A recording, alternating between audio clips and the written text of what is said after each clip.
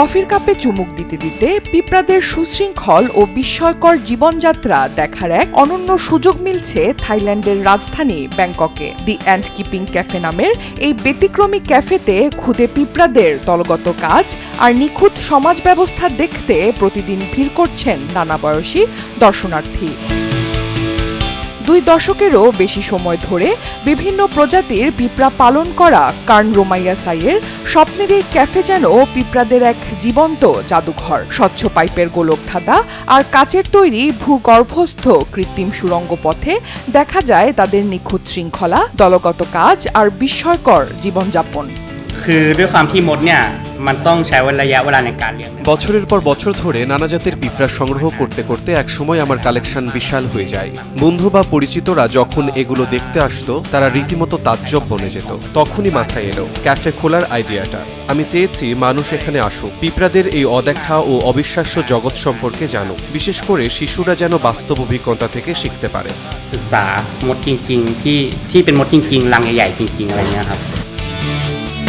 দেশ বিদেশের নানা জাতের পিঁপড়ার দেখা মিলবে এই ক্যাফেতে। ফুলের পাপড়ি কাঁধে নিয়ে হেঁটে চলা লিফ কাটার পিঁপড়া, অস্ট্রেলিয়ার দানবীয় বুল অ্যান্ট, পূর্ব আফ্রিকার হারভেস্টার অ্যান্ট কিংবা অদ্ভুত হানিপট অ্যান্ট, প্রতিটি প্রজাতি যেন প্রকৃতির এক একটি বিস্ময়। প্রতিটি প্রজাতির পিঁপড়ায় নিজস্ব বৈশিষ্ট্যে অসাধারণ। যেমন হ্যানিপট পিঁপড়াদের কিছু কর্মী পিঁপড়া তাদের উদরে বিপুল পরিমাণ খাদ্য সঞ্চয় করে রাখে। লিফ কাটার পিঁপড়ারাও বাসায় পাতা নিয়ে গিয়ে ছত্রাকের চাষ করে। আর জায়ান্ট বুল পিঁপড়ারা বুদ্ধিমান ও রাজকীয় স্বভাবের। প্রতিটি প্রজাতিরই আলাদা বিশেষত্ব রয়েছে, তাই আমার পক্ষে প্রিয় কোনো একটি প্রজাতি বেছে নেওয়া কঠিন। আমি সব প্রজাতিকেই ভালোবাসি, আর সে কারণেই আমার বাড়ি বিভিন্ন প্রজাতির পিঁপড়ায় ভরা।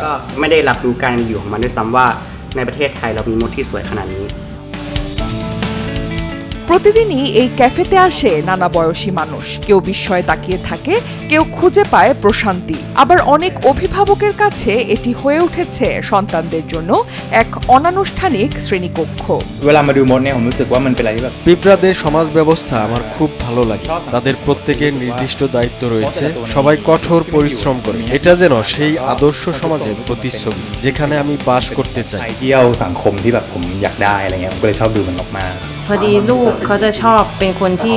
আমার ছেলে তো পিঁপড়াদের কাণ্ড কারখানা দেখার জন্য পাগল। সে কখনো মাছি ধরে এনে দেয়, কখনো আবার ফেলে রাখে শুধু দেখার জন্য যে পিঁপড়ারা কিভাবে খাবার নিতে আসে এবং কিভাবে তারা তাদের সঙ্গীদেরও ডেকে আনে।